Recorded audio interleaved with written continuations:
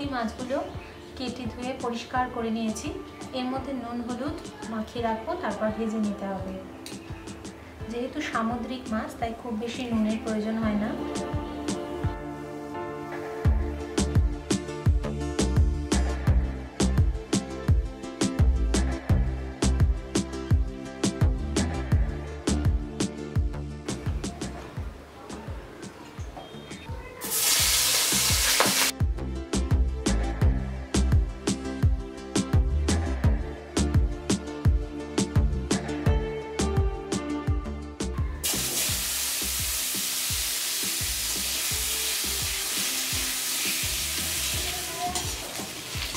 আলুগুলো ভেজে নিয়ে তুলে নিচ্ছি। এবারে এই একই কড়াইতে তেল দিয়ে আমি ঝোলটা তৈরি করব।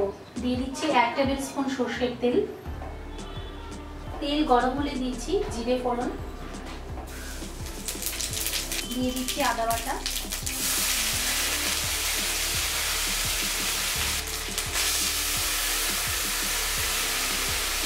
আদাটাকে কষিয়ে নেওয়ার জন্য জল দিলাম।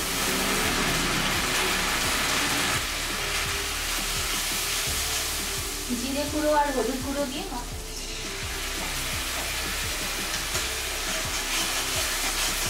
কাঁচা লঙ্কা বাটা দিয়ে কষিয়ে নিচ্ছি। আবার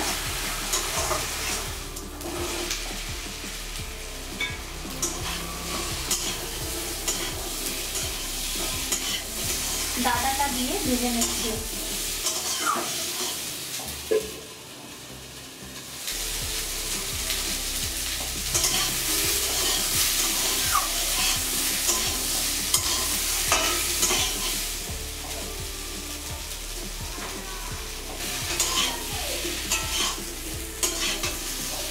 ভাজা আলুটা দিয়ে বেশ কিছুক্ষণ নাড়াচাড়া করে নেব। আর এই সময় আমি দিয়ে দেব নুন।